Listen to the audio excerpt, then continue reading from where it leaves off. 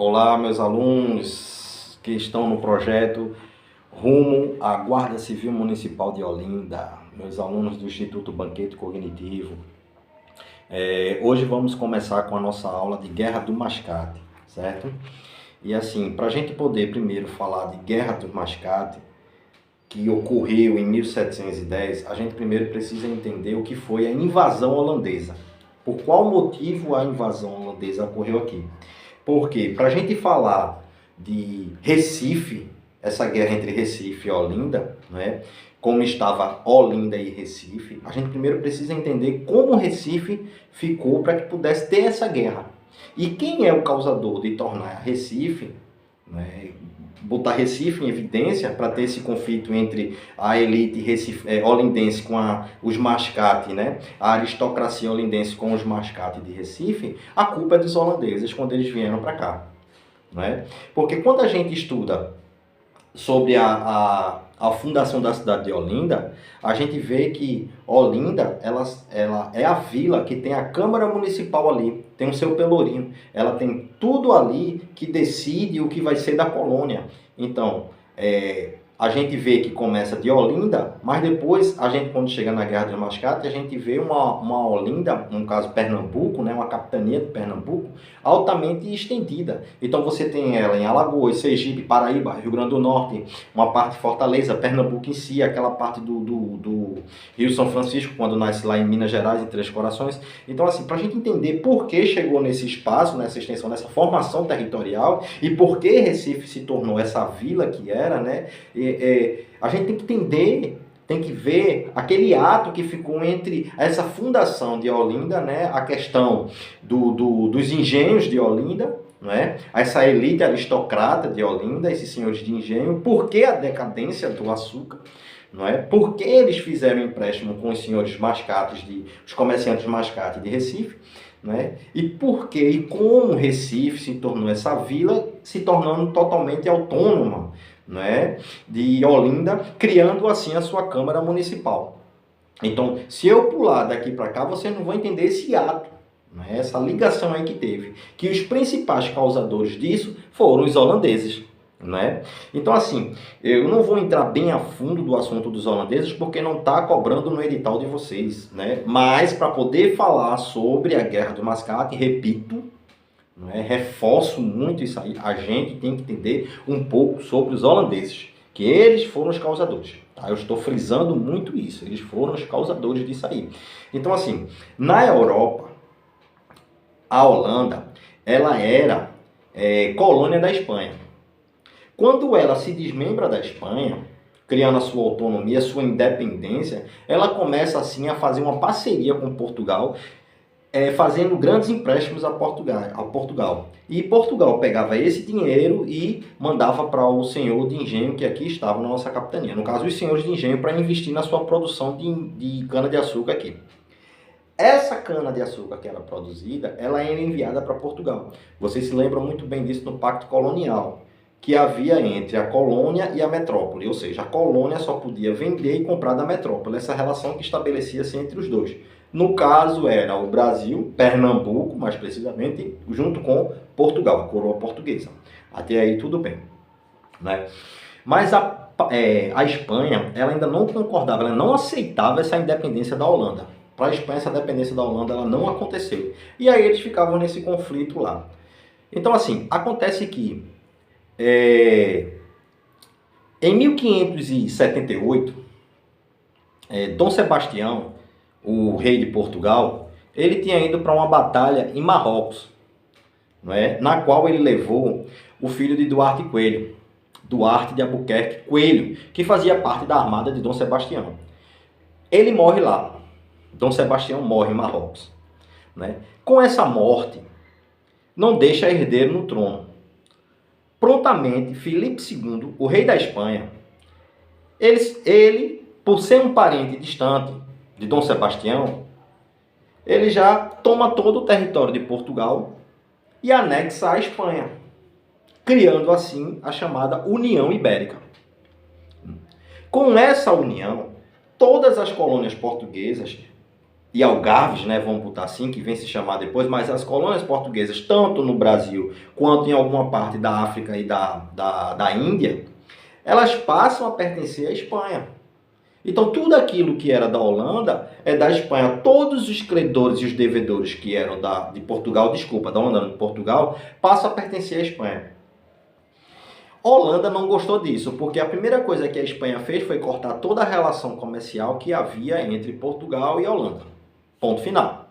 Não é? E unificou o reino lá. Tanto unificou a União Ibérica na Europa, Portugal e Espanha, como unificou aqui o Brasil, a América do Sul toda. Pela Holanda não ter aceitado, e ainda tem conflito um pouco com a Espanha, o que é que a Holanda faz?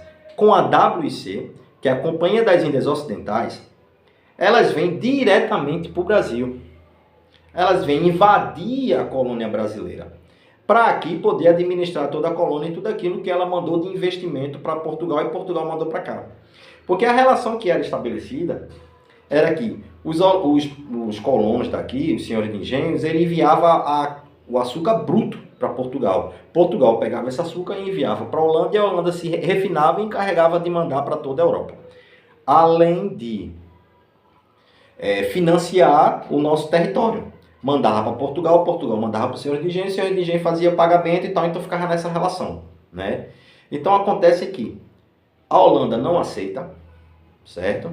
E prontamente decide invadir a nossa colônia brasileira. Eles começam pela Bahia. Quando é 1624, eles vêm para a Bahia, passa algum tempo tentando entrar aqui no nosso território e passa somente um ano quando conquista o território da Bahia. Porém, ele não pega toda a Bahia, não. Pega uma parte somente da Bahia e ficam por lá. E isso vai até 1625, quando os baianos decidem, sim, expulsar os holandeses. Reza a lenda em alguns livros que os baianos pediram ajuda de Pernambuco, mas o Matias de Albuquerque, que era da capitania na época, o donatário da capitania, ele nega essa ajuda, né, da Bahia. Mas a ajuda veio diretamente da Espanha. Então, com isso, os baianos conseguiram, junto com a tropa que veio de Portugal, conseguiu expulsar os holandeses. Até aí tudo bem. Durou somente um ano. Quando é em 1630, a Holanda, no caso a WIC, tem uma outra ideia de querer invadir diretamente o caixa forte da colônia, que era quem? Pernambuco, a nossa colônia aqui. Nesse momento, Olinda, ela já tinha sua Câmara Municipal instalada, já tinha suas instituições religiosas aqui, já tinha o seu pelourinho instalado e já tinha a compra de escravo que fazia para a produção de cana-de-açúcar nos seus engenhos. Não é? Ou seja, era o maior centro econômico e político da nossa colônia.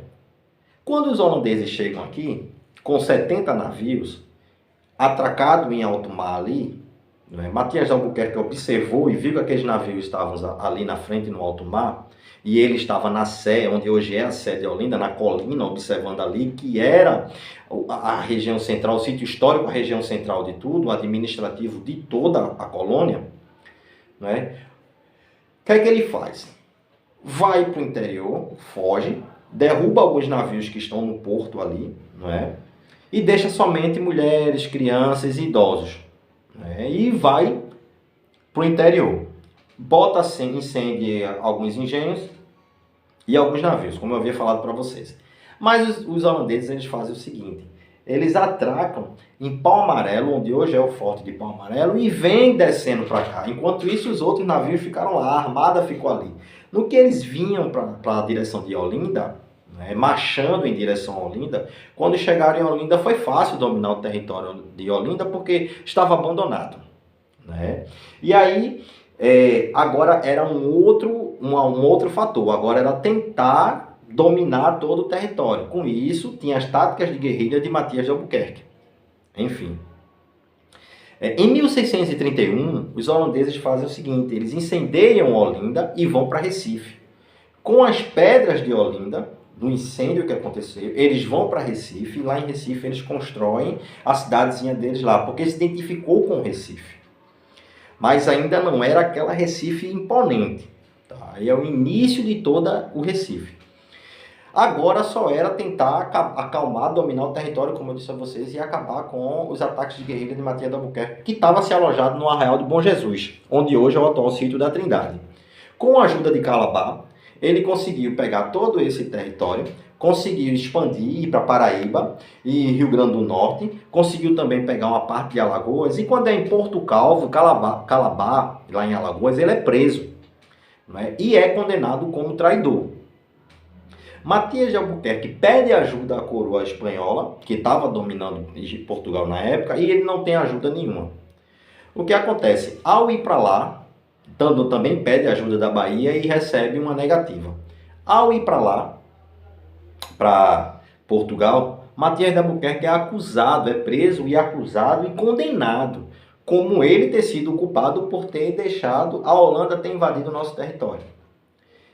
Depois que a Holanda consegue dominar o nosso território, em 1637, a WC ele manda para cá um administrador, que é o conde João Maurício Sieg de Nassau, conhecido como Maurício de Nassau. Maurício de Nassau vem com pintores, vem com naturalista, vem com arquiteto, com engenheiro, vem com uma equipe para cá, para o nosso território.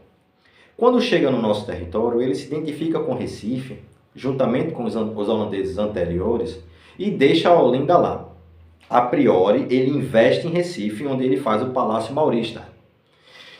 Faz o sistema de saneamento básico, cria um jardim zoobotânico, onde hoje é a Praça da República, né? A Praça do Diário, né? E faz uma modernização no centro do Recife. Que aí o Recife ele passa a ficar de igualdade para a Olinda anteriormente. Coisa que antes, Recife era somente um porto com colônia de pescadores.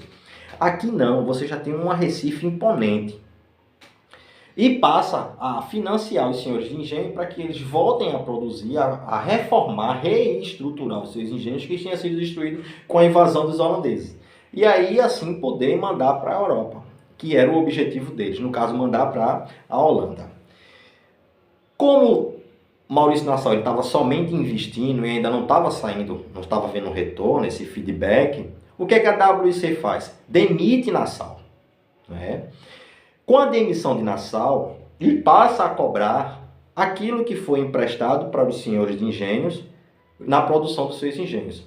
Os senhores de engenhos não gostaram, essa elite aristocrata não gostou. Então, o que faz essa elite? Se rebela e começa a enfrentar os holandeses para assim poder expulsá-los. E aí você tem a Batalha do Tejuco-Papo, você tem a Batalha das Tabocas, você tem a Batalha, a Vitória de Santo Antão, você tem a Batalha em Monte Guararapes, a Tabocas, a do Monte Guararapes. Aí, então, todo esse conjunto aí que eu não vou entrar a fundo, mas só para vocês entenderem, então eles fazem o seguinte, quando é em 1654, ou seja, 24 anos depois, porque os holandeses chegaram aqui em 1630, em 1654 os holandeses assinam a Carta de Rendição e são definitivamente expulsos daqui do nosso território. Para a elite aristocrata de Olinda não foi muito bom essa expulsão. Por quê? Porque o holandês, quando ele sai daqui, ele vai para as Antilhas, que são aquelas ilhas, pequenas ilhas, aquele conjunto de ilhas que tem ali na América Central. E lá nas Antilhas, os holandeses passam a produzir a cana-de-açúcar. Né? Eles plantam a cana e extraem, faz aquela produção toda e aí já manda o açúcar refinado. E aí gera concorrência com o nosso açúcar aqui. Isso foi ruim. Por quê? Porque nós já estávamos vindo de um conflito para expulsar os holandeses, de uma guerra para tentar expulsar eles, expulsamos, e agora a gente, com pouco dinheiro, né, já perdemos muitos soldados na guerra, né, escravo também que foi usado nessa guerra, a gente agora tinha que fazer uma nova reestruturação, né, mais uma reestruturação. E aí, de onde viria esse dinheiro para financiar isso? Viria dos portugueses mascates, que eram chamados de mascate de forma pejorativa pela elite aristocrata de Olinda, que já eram a turma da terra. Eles aqui, os portugueses que estavam em Recife, passam a fazer empréstimos para esses senhores de engenhos, certo? Para que eles voltem a produzir o seu engenho. Em alguns casos, com essa produção, né, eles não tinham como arcar os seus débitos que eles deviam. E alguns acabavam piorando os seus engenhos, que aí os portugueses, por não poderem, os senhores de engenho não poderem pagar, os portugueses iam e tomavam. Até aí tudo bem, nenhuma dúvida. Mas aí começou a acontecer medidas, que isso gerou um certo descontentamento de ambas as partes, tanto da parte dos olindenses, como também da parte dos mascates, no caso dos recifenses, né, que aqui estavam.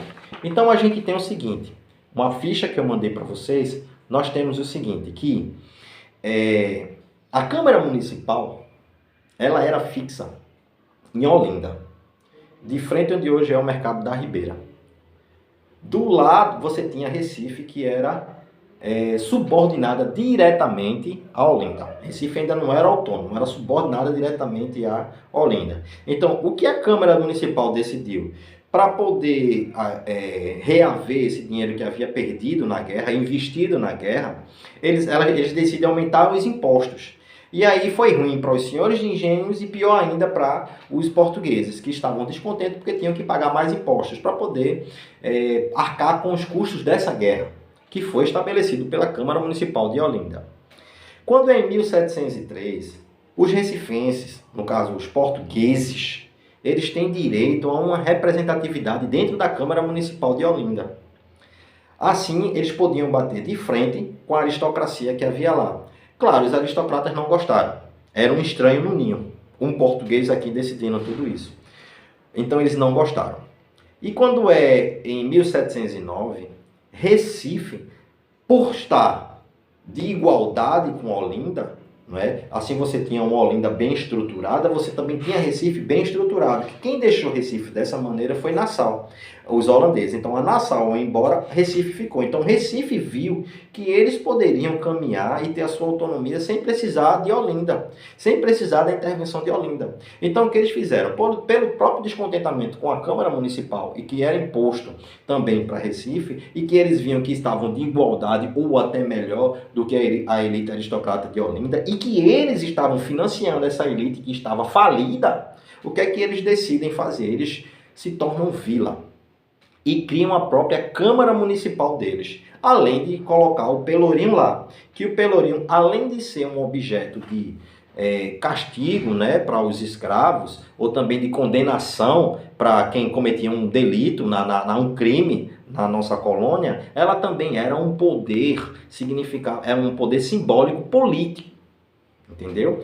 E Recife tinha isso. E isso gerou um descontentamento maior ainda entre a elite aristocrata, né, de Olinda. Quando eu falar de elite aristocrata, eu estou falando da terra, os senhores de engenhos que moravam em Olinda, que eram da terra. E aqui eram portugueses, esses portugueses chamados de mascate, apelidado pejorativamente pelos holandeses. Tá? E eles aqui, descontentes, eles fizeram isso, né? Ou melhor, eles se tornaram vila, como vocês já sabem, o pelourinho e a própria Câmara Municipal deles. Então eles passaram a ditar as regras e a aumentar os impostos nas taxas de juros na cobrança dos empréstimos que era feito para os senhores de Olinda.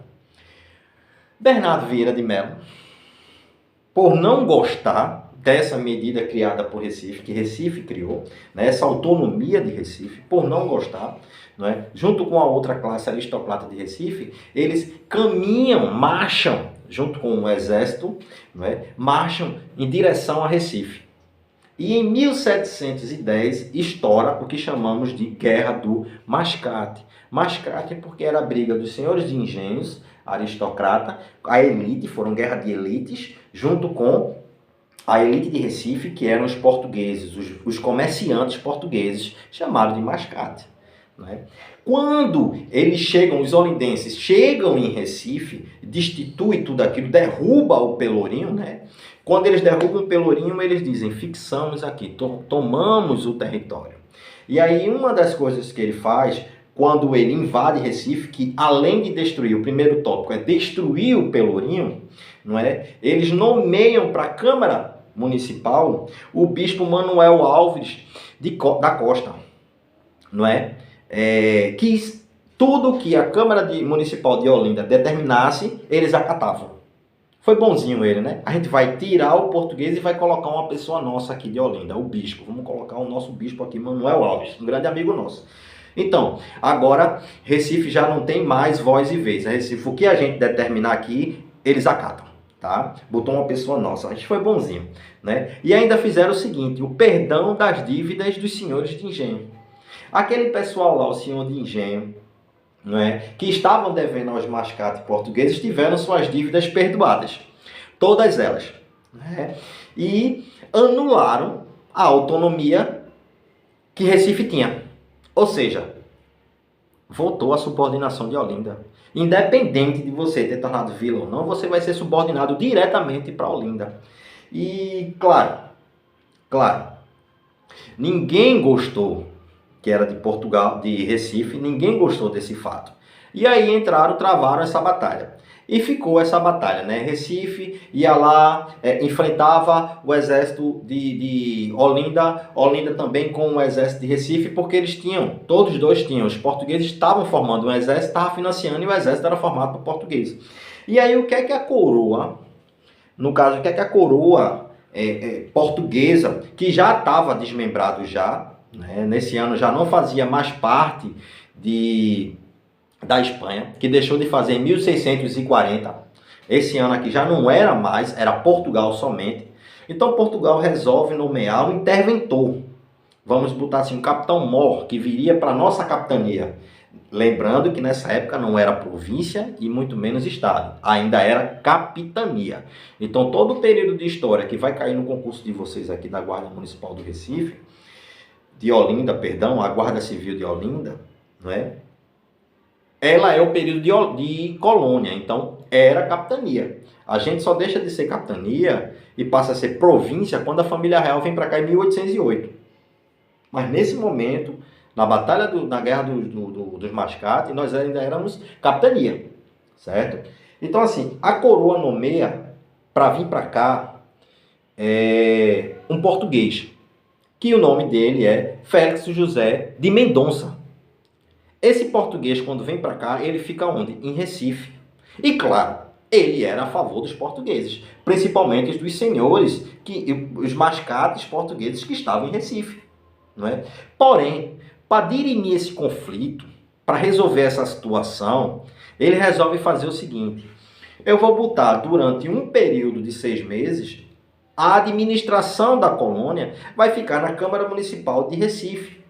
O outro 6 meses vai ficar sobre a Câmara Municipal de Olinda e vai ficar revezando durante esse período. Então, 6 meses em um lugar e 6 meses no outro, para tentar diminuir esse conflito que havia entre eles. Tá certo? E aí, acabou-se essa guerra que aconteceu entre os mascates. Lembrando que não é uma guerra separatista, né? Muito pelo contrário, é uma guerra nativista. Era uma guerra que era somente entre duas regiões, tá? É somente Olinda e Recife, tá? O conflito que aconteceu entre essas duas. Então, lá, antes da invasão holandesa, vocês têm uma Olinda imponente.